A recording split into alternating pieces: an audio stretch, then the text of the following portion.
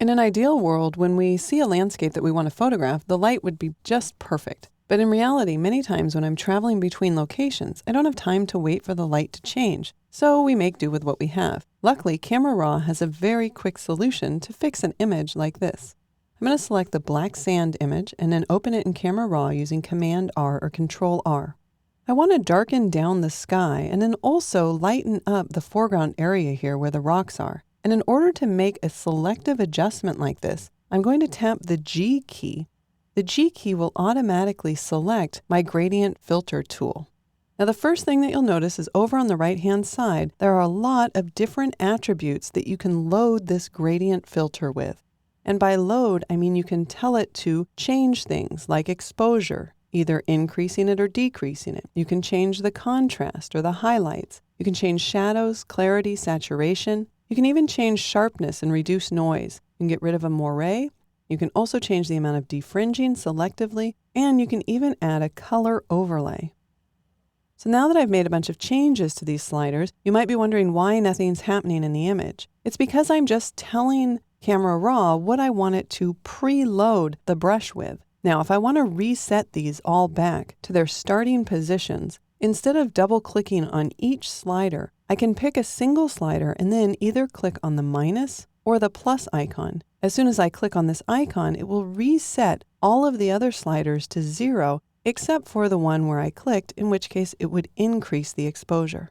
Well, I actually want to do the opposite, so let's decrease the exposure. Again, nothing's happening in the image area. I'm just preloading the brush with what I want to paint.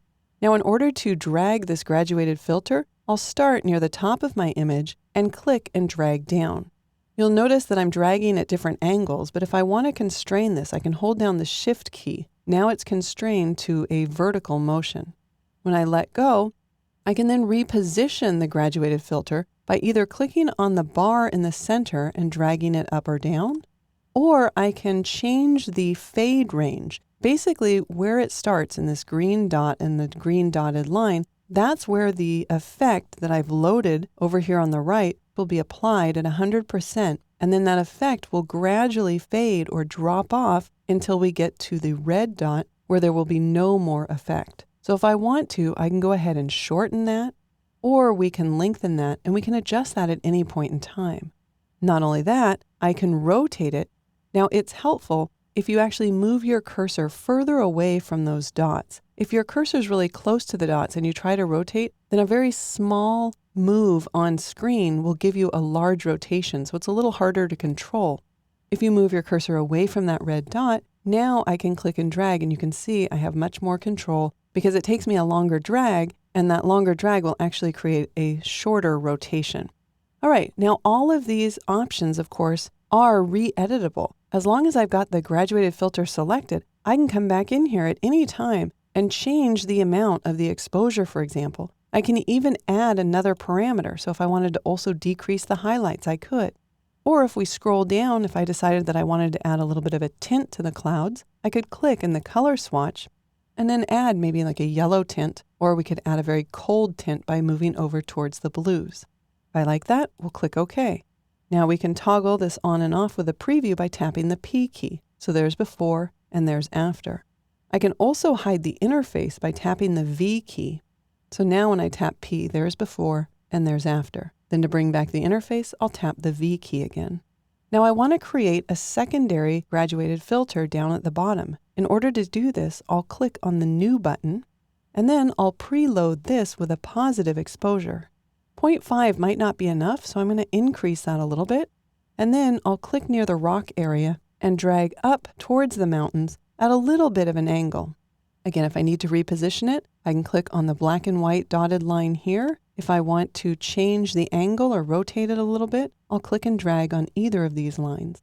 Now I like the fact that I've added kind of a streak of light across the image here, but I don't like that the foreground area was also lightened. So I'm going to add one more graduated filter. I'm going to click New, and this time I'm going to load it with exactly the opposite exposure. That way, when I click and drag down from the bottom, you can see that I'm adding a little bit more of a burn down there. So I'm basically removing the effect of the second graduated filter, but I'm removing it only down here at the bottom. So again, if I tap on the V key in order to hide the interface, and then tap the P, we can see the preview of before and after. Now let's tap the V key again to bring back the interface. And I just want to mention that, of course, I can go back at any point in time and click on any of these other pins and make additional changes to exposure. Or if we click on the adjustment up here, we could even go back in, and if we decide we don't like the color overlay, we can remove that. So there you go. With just a few carefully placed graduated filters, we can greatly enhance our images by adding light to the areas that we want in order to focus the viewer's attention to those areas that are more important.